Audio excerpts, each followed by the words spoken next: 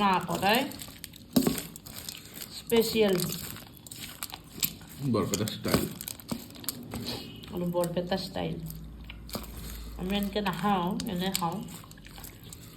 বৰপেটাত আমি এনেকৈ খাওঁ ভালে লাগছে কিন্তু মিঠাতেল দিওঁ জ্বালা পিঁয়াজ দিওঁ কাঢ়া কৰি মানে খাওঁ এনেকৈ আমি টেষ্টি